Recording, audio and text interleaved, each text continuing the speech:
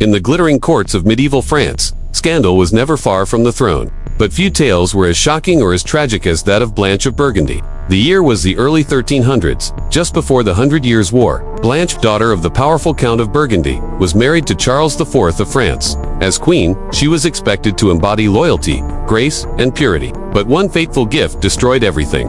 Her sister-in-law presented Blanche with a beautiful, ornate purse, a simple token of affection. Yet Blanche passed this purse on to her secret lover, a young Norman knight, and it was this knight's pride that doomed them both. At a royal feast, he wore the purse openly at his belt, flaunting the forbidden bond between them. The court gasped, whispers turned to accusations, and soon Blanche of Burgundy was accused of the ultimate crime for a queen, adultery. What followed was humiliation, imprisonment, and the loss of her dignity. Her hair was shaved, her children taken, her reputation destroyed, and while Blanche's life was spared, her lover's fate was far more brutal. This is the dark scandal of Blanche of Burgundy. Blanche of Burgundy entered the French royal family with all the promise of power and prestige. Born into the influential House of Burgundy, she was destined to play a key role in France's turbulent politics. Her marriage to Charles, Count of La Marche, the man who would later ascend the throne as King Charles IV, was not born of love, but of strategy. For Charles, Blanche represented an alliance with one of the most powerful noble families in Europe. For Blanche, the union meant a crown and a place in the glittering courts of Paris. But court life was suffocating. Behind the golden velvet lay endless scrutiny. Every smile, every gesture, every word of a queen was watched and judged. Queens were not women, they were symbols, prisoners of expectations. Blanche, still young, for a time, their secret love remained hidden beneath the veil of courtly silence. The Norman knight cherished Blanche not only as his queen, but as his forbidden muse. Every stolen glance in the corridors of the palace, every whispered word behind tapestries, drew them deeper into dangerous intimacy.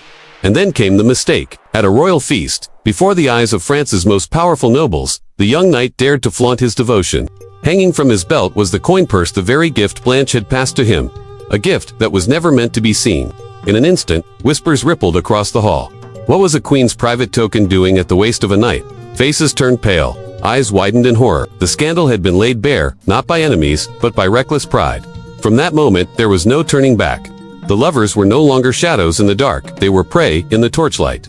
The French court demanded blood, and it would have it. The verdict was swift and merciless. Blanche of Burgundy, once a queen wrapped in silks and jewels, now stood accused of the gravest of sins, adultery against the King of France. She was stripped not only of her dignity, but of everything that defined her royal life.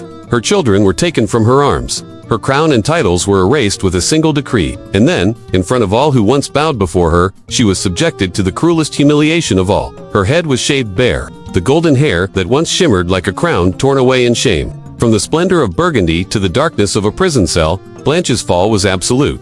The stone walls echoed with silence, as if the court itself had erased her from memory. But outside those walls, her name lived on not as a queen, but as a warning. In the eyes of France, Blanche was no longer royalty. She was a traitor to her king, a fallen woman, a symbol of disgrace. If Blanche's punishment was humiliation, her lover's fate was far more brutal. The young Norman knight, whose only crime was loving a queen, was dragged from the shadows of the court into the merciless light of judgment. He was branded not as a lover, but as a traitor.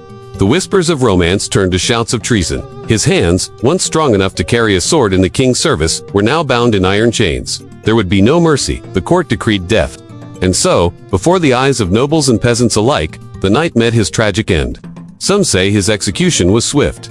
Others whisper it was cruel and drawn out, designed to make an example of him. What is certain is that his blood stained the ground, while Blanche languished in her prison cell, forced to live with the memory of his death. Their love, born in secrecy and ended in fire, became a tale passed down for generations of forbidden romance that toppled a queen and condemned a knight to die. And so, the story of Blanche of Burgundy comes to an end. A queen humiliated, a child taken, and a lover executed in blood.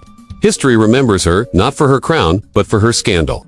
It is a reminder that in the courts of medieval Europe, love could be as dangerous as treason, and passion could lead to ruin. If you enjoyed this journey into the darker corners of history, don't forget to subscribe, and join us for more forgotten stories of kings, queens, and the secrets they tried to bury. This was Dark Historia, where the past is never silent.